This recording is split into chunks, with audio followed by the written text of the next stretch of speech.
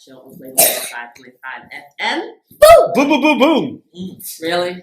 Listen, there's That a lot was of people not here. cute, A lot of though. people came. But that wasn't cute. But I had to do a boom for everybody. But you only did 3 in this one. I said boom, boom, boom, boom, boom. Wait, boom. Yeah, because you Wait, didn't let do me that. start again. We're going to do it again. I'm sorry. Okay, I'm doing it again. I'm doing it again. All right, ready to do it. Wait, no, I'm not ready yet. All right, I'm ready. All right, let's do it. Okay. I'm just going to do it. On Flavor 105.5 FM. Oh, you're only going to do one? I'm done. What's wrong with your man? So, we do have a full house. Yeah. But we're going to start with Miss Karla. Look, and you don't feed into that. See? I'm talking. So we have a full house, but I want to talk with Miss Karla Rodriguez of AIDS Project Worcester. Say hello. Hello. Look, all happy. Boom. Wait a minute. Wait now. Wait. Actually, mine is bam. Okay. No, you won't let me do it. Then I'm doing bam.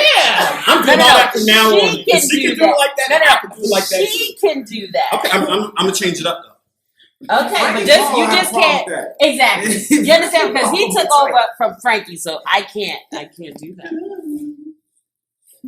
Now you see my face. Understand my face. That's not cute. Okay, all right. Okay. Anyway, Miss Karla, you have an event coming up February 5th. We do. What is it? AIDS Project Worcester is the oldest AIDS service organization in the Central Massachusetts area. And this year, next Friday, February the 5th, from 6 to 9 at the Belmont AME Zion Church is our National Black AIDS Awareness Day event. Okay. I don't hear nothing. All right. Hey, boom. Boom. No. I'm done with you. All right, do it again. Boom. I don't hear anything. Because I'm not hearing nothing. Spinner, play something. You can hear Spinner? I hear. So the people call, they can hear you. Okay, we got it. No, call your phone. No, like I said. Say it again. I can hear it. Because I don't hear nothing. I can hear it on the mic. All right, so we are live. There's music playing out there. Why is that? Is that what you meant? Yeah. We're talking to say something. All right. Yeah, we're having technical difficulties. Listen, if you can hear us. Boom. Look, and you want to get loud. Hey, I didn't touch anything. I didn't touch nothing either. Okay, wait, we're back. Whatever happened just happened. I can't All myself. right, we're back. All right, we're All back. right, you turn on. Okay, we're back. So, Yeah, we're good. all right, we're back. We're sorry about that, Worcester, but we were in the we're middle. back. So we're going to start that all over again. So this is Okay. Karla Rodriguez. You are from AIDS Project Worcester, and you have an event coming up on February 5th. That is correct. February the 7th is National Black AIDS Awareness Day. And AIDS Project Worcester is hosting our annual event on February the 5th from 6 to 9 at the Belmont AME Zion Church, 55 Illinois Street in Worcester, Mass. Now, what exactly is going to be happening there? Like, I know you have a guest speaker, Ms. Meredith, to it. She is the aide to State Rep Gloria Fox. So what else is going to be happening after the event? Well, this day is designated to bring about awareness to the Black community. As we know that Blacks, and not just African Americans, we're talking about immigrants migrating from Africa or the Caribbean. We make up the Black population in the United States. And we only account for 12% of the population in the United States. However, we account for half of the HIV/AIDS cases. And this day we are hoping to bring about awareness. There will be health screenings where if someone wanted to be tested that day, it's a day to come and just get information, get resources.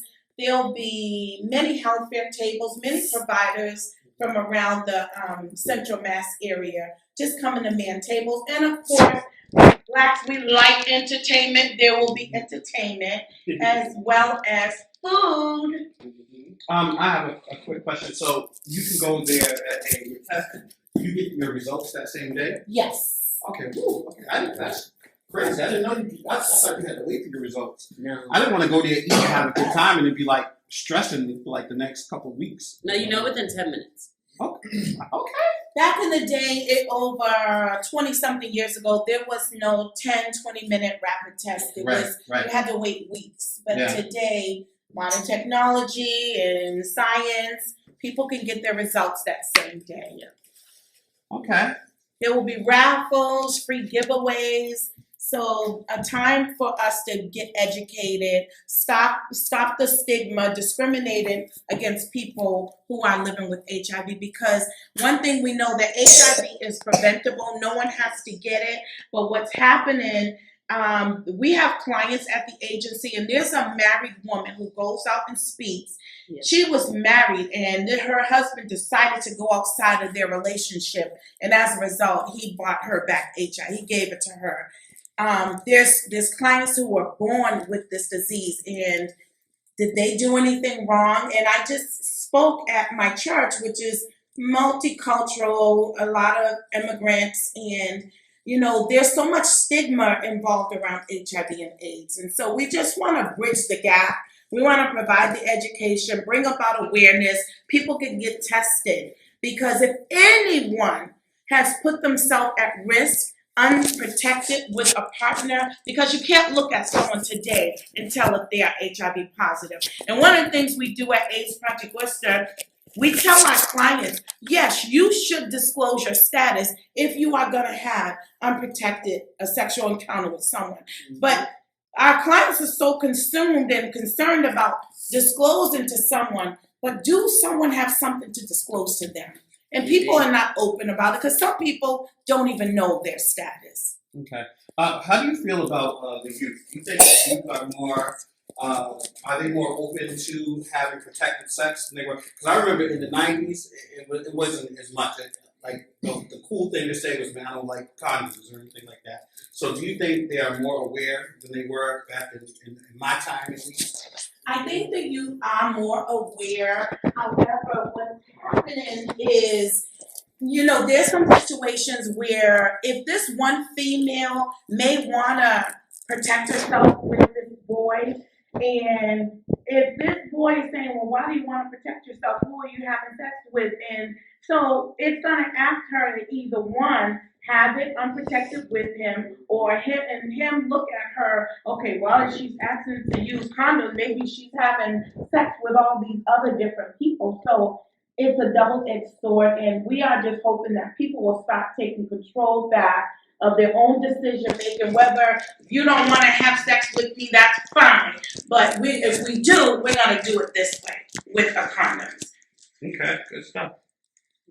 Because back in the day, they had the big campaigns of everybody know your status, right? But that seemed to have faded away. And I'm not sure why, because it's still prominent in African Americans and in other races. It's still very prominent, but those campaigns are no longer here. So I'm not 100% sure as to why that stopped. Are there campaigns that AIDS Project Worcester is trying to do like that now? Well, I do know that we have an outreach department. Our outreach department, we are trying. It's really hard to get in the Worcester Public Schools, let me just say that, to reach the young people. But I personally have spoken at Job Corps where there are youth. I go to many colleges. We go to many colleges. We do testing. The Department of Public Health, I know I sit on many boards in Boston, and we definitely need to have the campaigns come back, because I think what's happening because of medications, maybe in people's minds, that it's not as prevalent. HIV is not as prevalent today as it was back in the day, but it's still here, and it's still prevalent, and it's still affecting our community. How is something that started back in the day, over 30 years ago, for gay white men, now it's affecting African American or the Black community? Yeah. And it's hard, because even with the youth, there's so many STDs now that keep coming up, like syphilis, because they think as long as they don't It's not entering into that woman area. As long as it's in your mouth, it's okay. Like, it's crazy because that's still happening. They still make movies about that, but there's no real education around what an STD is anymore and what these things that some are not curable. And what I want to do is just take this moment to thank you for allowing us to air, just have a few minutes on the air with all your listeners, because right now this is like the kickoff, what we did today at my church, and to be here today for the event, because this is Black Awareness Month. I have Gatora Garbo with me, and she works in outreach. So she goes out and she tries to reach out to the African community. And if we could just allow her to share, because she talks about the STIs and different things. So Gatora.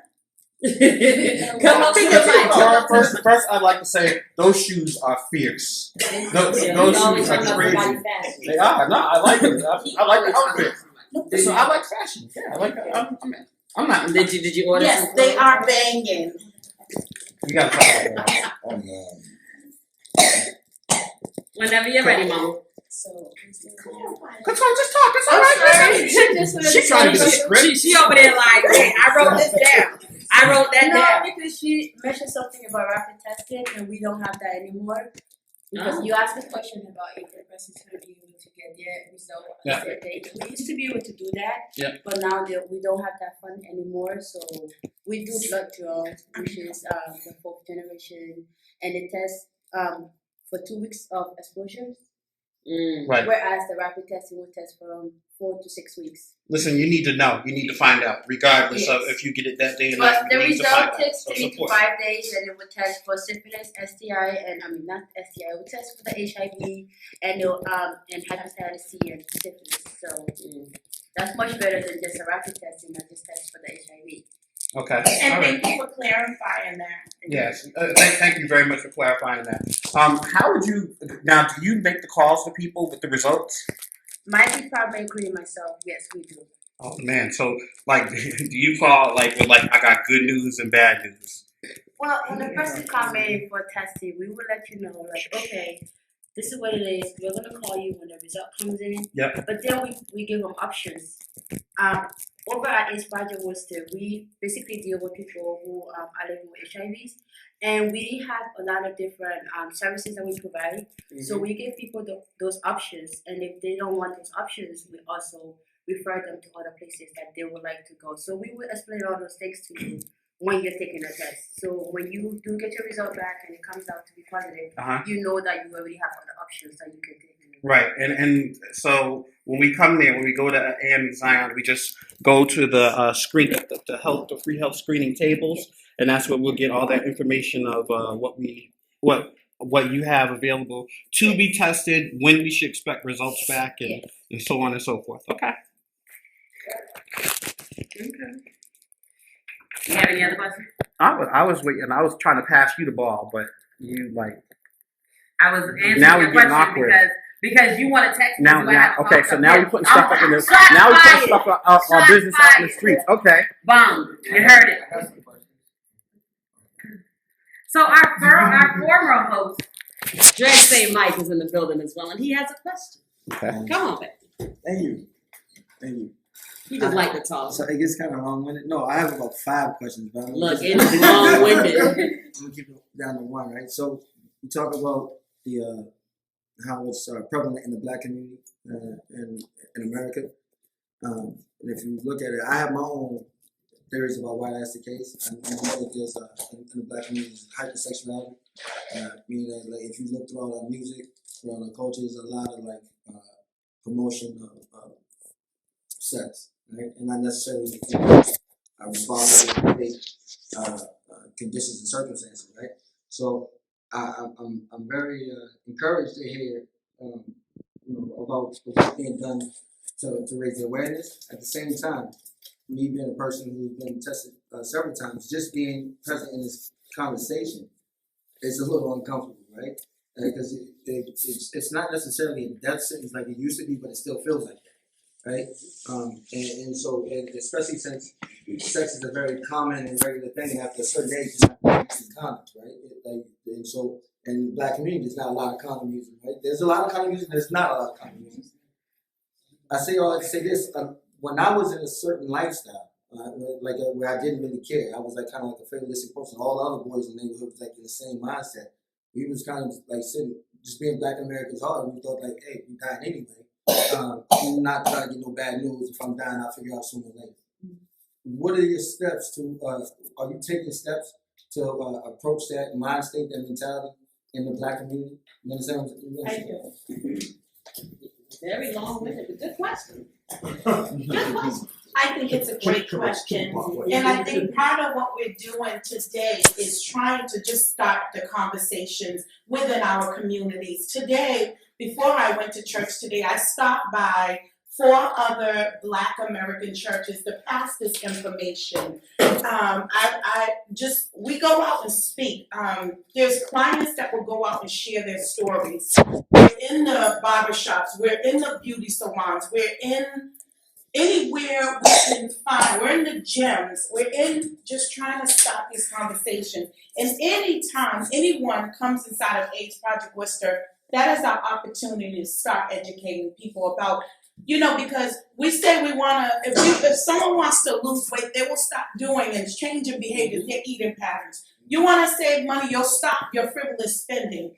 You want to, I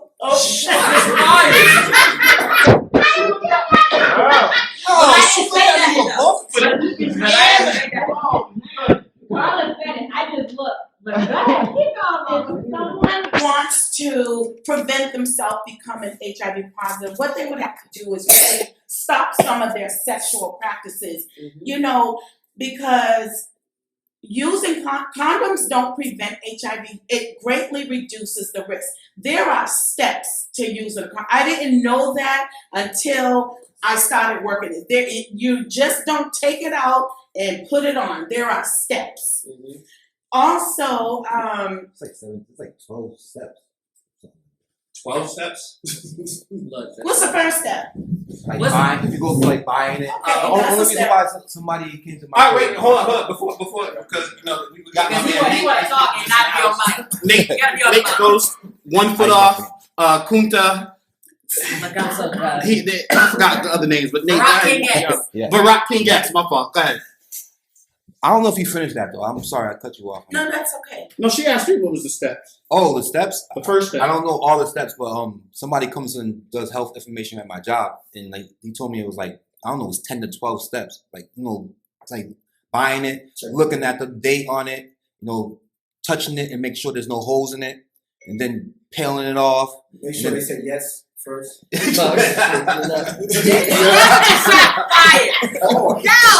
step. Yeah, that's the step. But that wasn't included in the steps they talking about. They may need to add that one right there. But I mean, it was like, I don't know, it was like up to like 10 steps, and I was like kind of like, oh shoot, I didn't know that. So I used to just rip it off my mouth. You are absolutely right. You are absolutely right. So, of course, like my brother said, you want to first make sure you get a yes before you High five to the yes. Go and purchase your condom. Have more than one so you can have that great experience, because we know they rip and they tear.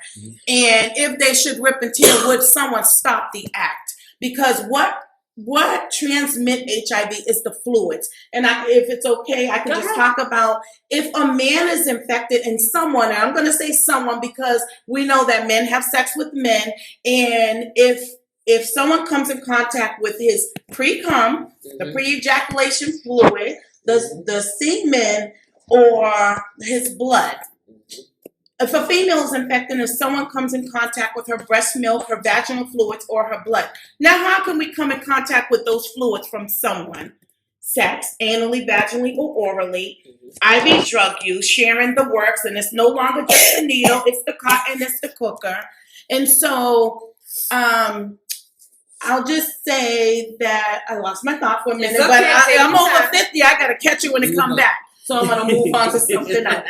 The steps. So, of course, you was absolutely right. You want to first, just like milk come with an expiration date, condoms do too. So you want to check the date. You want to also check for the air packet, because if there's air packet, it's a fairly decent condom. If there's no air in it, it's possibly dried out, which would possibly break.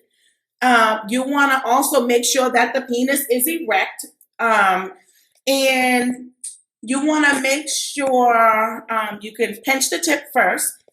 And why we do that, because the fluids have to have somewhere to go. And if it's a packed condom with no air for it to go, most likely it's closed. So you want to roll it all the way down.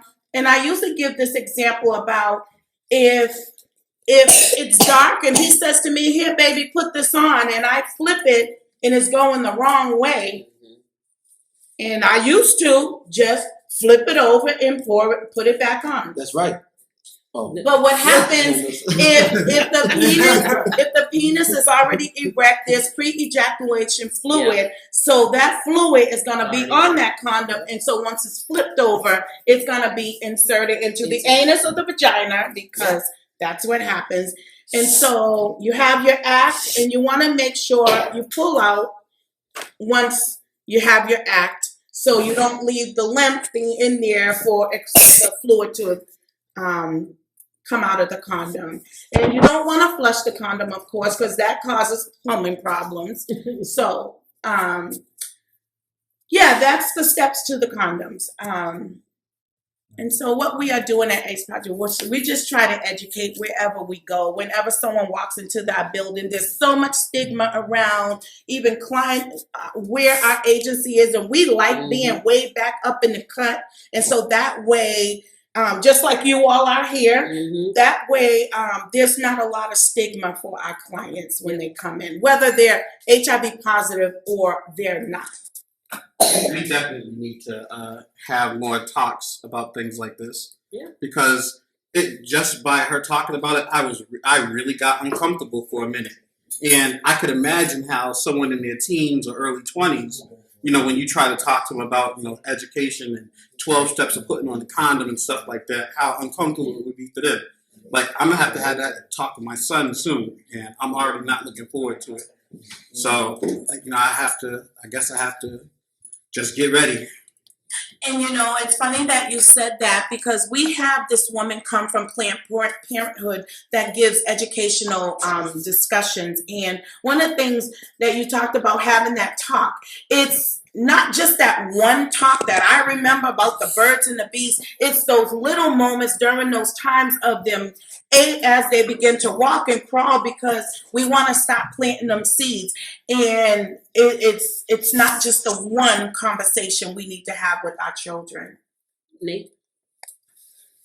Yeah. All right, it's good? Yeah, you gotta keep looking at the mic though. All right, I have a question about afterwards, when you say if somebody is positive, and what type of services do you have? Do you have some type of clinician or some type of case manager that's gonna follow this person and get them access to services afterwards, and like medication and treatment, further treatment after you do the testing and somebody comes out positive? How does that work? That's a great question. So we got to think about where someone is at with getting this diagnosis, because we're talking about life-changing diagnosis. And when someone gets that, they're not at that readiness stage. They're not ready to seek no kind of social services support. They're not ready to seek medical care. And we just have to allow them to be where they're at, and hopefully they'll come around. We will, as Katura has stated, when someone comes in to be tested, we will gather the information to find out how do you want to be told about your result, because some may come back in, some may want a phone call, but it's their choice. But when someone is willing to seek services right then and there, when someone is diagnosed HIV positive at site, when they come back 3 or 4 days later, we can automatically connect them with, open their case to the agency, where they would have access to a case manager, because maybe someone needs insurance, maybe someone needs housing, maybe someone needs DCF work, whatever issue that client has at that moment. There's a case manager that would be willing that is assigned to help them with those social services, the medical care coordination, benefits, whether it's Social Security, DTA, immigration statuses. We also have peer staff. Peer staff are HIV positive staff that are living with, so they get to identify with someone, and they get to, this peer staff will begin to, support them and talk about what it was like for them when they first got diagnosed. So there's that supportive services. We have non-traditional mental health. We have a food bank where someone can have access to nutritional food monthly. They can come 3 times a month. Over the holidays, they can come for a holiday basket, for Thanksgiving, and even Christmas. We give away transportation vouchers so someone can get to a medical appointment. We can accompany our clients to appointments. We connect them to medical care. There's funding from the federal level to assist clients with paying for their medications, because I'm not sure if you all really know what the medication for HIV and even hepatitis C costs monthly for the state of Massachusetts. And one thing, what I always do when I go to Boston, when we lobby the legislators, which we're going in February, mental health, substance abuse, HIV, and hepatitis C, when those go untreated, it costs the state more money. So why would you want to cut these funds when if you just put the dollars in and get people treated, it wouldn't cost us taxpayers that much money? So, right. So, part of it, like you said, it's bringing the awareness in. And the Black HIV/AIDS Awareness Day, Friday, February 6th, from 6 to 9 p.m. I'm sorry, February 5th, from 6 to 9 p.m. And that's at Belmont AME Zion Church, 55 Illinois Street, in the great city of Worcester. Thank you. Tell a friend, bring a friend, and come get yourself tested and know your results. It's free. It's free, free, free. All right. Last words? Any last words? If you know someone that is HIV positive, love them, support them. Yes. Don't judge them, because it could be you. It could be your sister. It could be your mother. It could be your brother, your son, your daughter, your nephew. They are still part of God's human race. And the biggest thing God wants all us to do is love one another as ourselves. God bless you all. Thank you so much. You're welcome, Miss Karla. Spin up.